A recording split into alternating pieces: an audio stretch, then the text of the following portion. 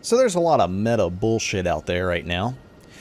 So I thought to myself, what is the least meta build I could think of? What would be quote-unquote fun in Elden Ring? What is the least played playstyle in PvP duels?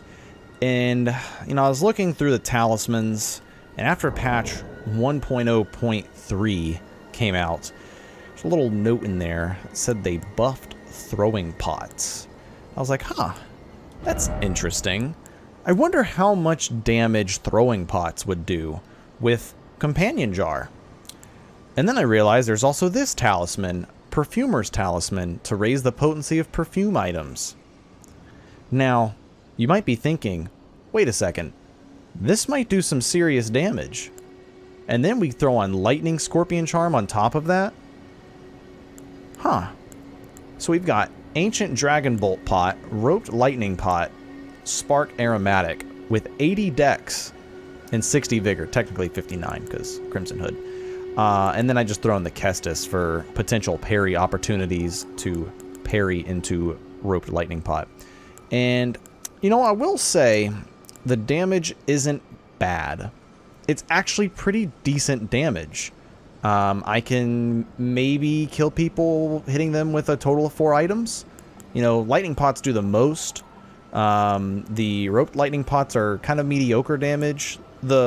Actually, I'm most impressed with the spark aromatic. This is probably the most impressive of these 3 items. Damage is decent, but just the roll catch potential here is actually pretty good. You got a little bit of a smoke screen effect. It's not bad. The worst part is how slow they are. And one thing that would actually make this build much more playable would be if I was a poise monster. But I'm just kind of getting tired of poise monster builds. Kind of seems like anytime I play a melee-based build, I just want to be a poise monster. And I'm like, I want some fashion souls, man. I really like the Clean Rot set, so I went with the Clean Rot set and the Crimson Hood. Crimson Hood because I didn't have the carry load to wear a heavy hood to go with this, so I was like, well, I'll get the extra point of vigor since I could only go to 59. I did a 120 build. I was starting to experiment with some 120 builds. I don't know, kind of on the fence of where I think the competitive meta for dueling should be. But with this setup, the damage really isn't too bad. I'm going to show off some clips here after I talk about the build, but this is just abysmally slow, and the range actually isn't bad. It's only good if you don't lock on, though, and I'm really not the best at throwing things unlocked, so it's kind of unfortunate. The roped lightning bomb, or the roped lightning pot, is probably one of the most utility, I think, just because you can kind of run towards somebody and toss it back, run away. Not half bad. Until, they see you do it 5 times and they know not to get hit. But this is actually somewhat decent, so you can, throw it up into the air. The first hit does a decent amount of damage and stuns people. It will stop approaches if people don't really understand how this works. The explosion is kind of for maybe catching a late roll, for someone, or an early roll, someone trying to come in. And then the thing that is the most fun, which I find is the hardest to do, mostly because I'm terrible at parrying, is either doing the aromatic or throwing a lightning pot and then catching someone doing a rolling attack. If they're a scrub, they will most likely do a rolling attack, and then it's a free parry, turn around lightning or roped lightning pot, which is just the funniest thing to hit people with. I only managed to get 1, so I'll show that off. But I will say the absolute worst part of this build is crafting. I'm not in the mood to be grinding for materials, so little cheesy, but I basically crafted myself enough for a few duels, and then I just reload my save manually. So that's the only way I could think of, other than duping, which I just didn't really have anybody to bother with duping, so I was like, I'll just reload my save after every few duels, which made this very difficult to get clips for, because this build is terrible. So if you could leave a like, I'd greatly appreciate it, because this build took a lot of effort to get somewhat decent clips. It was very difficult, especially with all the meta players running around with their rivers of blood and moon veils and all that crap. So moving on to the clips. All right, starting off here with throwing some pot at this guy. Just happens to burst into lightning. So you can see there the damage actually not that bad. Probably a little less than a third, a little more than a fourth, whatever that fraction is. So the damage not too bad here. This is a good example of why poise would actually make this build maybe somewhat decent. I'm taking too many hits from a straight sword. So 619. That's, as Phil Swift would say, that's a lot of damage. And about 400, 412 from the roped variant. So really not bad damage. I will say low health is when things start to get hard, because it's like I could use the throwing daggers, but I kind of felt cheesy a couple times using those. So I was like, no, I'm gonna stick to my 3 items, and I'm gonna fight the war of attrition here. So the roped lightning pot is really good, but the Spark Aromatic, probably the MVP. Right there, obviously we traded, but, you know, still a good fight nonetheless. The Spark Aromatic is, you'll see it a couple times, it's actually really good trading for people trying to run in, but it's just really hard to time. So they hit you early and you don't have the poise, you're just going to get smacked. So I was kind of just spamming the rope variant there to get him off my ass for a minute. And you saw there the Spark Aromatic. I actually noticed something in the middle of this fight. Is if I aimed it down a little bit, you'll see here in just a second, the fire explosion comes out early. So the first time I did it, the explosion actually caught him in his roll, coming out of his roll. So I kind of noticed it was a decent roll catch there. Oh, and I was, forgot to mention this earlier, I was going for the cheeky mixed flask with the explosion on it. Unfortunately, I didn't get to kill anybody with that. It would have been really funny. But right there again, the Spark Aromatic I really think is the MVP of this build. Probably the strongest tool here. Not the most damaging, but the strongest tool, I think. So you saw right there, 663. And get the rope lightning pot, and that's GG. Halberds are scary because they can close the distance really fast here. So this one you have to play long range. And I think the regular pot, the item I'm using right there, it's my most damaging item, but I do believe it's the hardest to hit.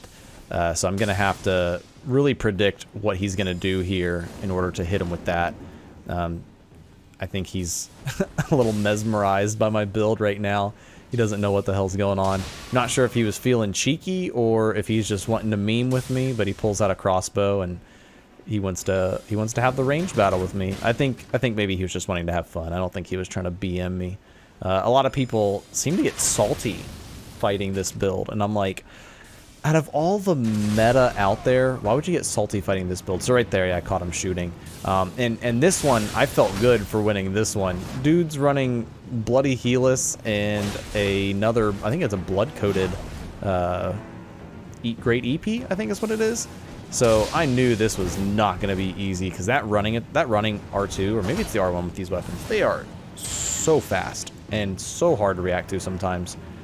And you know, he's gonna throw some daggers at me. He wants to play the throwing item game with me. So right there, I mean, 547 for the aromatic is really not that bad. And I'm just really trying to keep my distance on him because his running attack's scary. So luckily I framed the blood loss there. But here I'm getting worried. So I know if the hardest thing that I could possibly do is space a roped lightning pot on his running attack. But by God, if I ain't gonna try it. 684, crazy damage. I think I get it like right here. Just really good spacing and timing on my part. I mean, I knew he was gonna spam the running attack. This guy, I've never seen this. I don't even think, it's not a Ash of War, I don't think. Is that a spell? I don't even know. I've never seen this spell before, whatever it is. Maybe it's an Ash of War, couldn't tell you. But it seems pretty bad. So, you know, this is a battle of the bad builds, except he has a good weapon, which I do not have. So he does have a slight advantage here. I will say, I don't think there's a single build out there that I fought with this build that had the disadvantage against me. So I'm trying to trade here with his little glintstone bolts, but they were kind of beating me out of it. So once again, poise would do wonders. this guy, I managed to hit him, but it really didn't do that much damage. It's crazy how the explosion flask does less damage than my lightning pots and my rope lightning pots. I figured with this guy using a twin blade, I could probably get a parry off, and I may get it off in this fight or not. You'll just have to see. But this fight, I was really frustrated at. So right there, I was really surprised that that explosion hit him. Might have been a latency thing, but I mean, you know, 600 damage is pretty crazy. I get the parry, and my muscle memory. I meant to swap my items to the rope, and I almost caught this roll right there. But I tried to switch to the rope lightning pot, but my muscle memory was, oh, switch to the riposte dagger and get major crit. And I was like, fuck, I'm not running that. So my mistake there. I then proceeded for the rest of this session. I was like, nope, that's it. I'm not stopping until I get a parry into roped lightning pot. That was my main focus of this build at this point, because it was, you know, it was the cheekiest thing I could think of. So I'm not sure if these people are getting salty and start throwing items at me, or they just want to play along, but I wouldn't call that a roll read right there. He just happened to roll into it. So you can't really, like, roll catch with the throwing pot. You can with the aromatic, though. The aromatic's actually pretty good. So I really wanted to parry this guy, because twin weapons are usually a bit easier to parry, but I took some major damage from trying to do that. And he used that stupid flask that heals him back up, so that's kind of cheesy. But we'll play along. I don't even know why I would try to punch him there. This is an items-only build, but gotta mix in the pressure. So fighting Bloodhound Step with this build seems impossible. I don't know how this guy got hit by any of my items here. But I actually managed to catch him out of the Bloodhound Step attack there with the aromatic. I'm telling you, man, the aromatic's actually really good. Luckily, I survived that. I didn't know if I would, but I decided to take the chance. This guy, props to this guy. He switched over to the Kestis to have a Kestis battle. His Kestis is probably leveled up, though. I haven't even leveled mine up, so mine does no damage. But big damage there from the aromatic, and you know we got to do it to him. You know I feel bad about it, but I had to get somebody, and I was like, the Kestis has to be probably the easiest thing to parry. So we're just gonna fish for it. We missed the first one, but there we go. So that's pretty much the build, guys. Thank you guys for watching, and I'll catch you in the next one. See ya.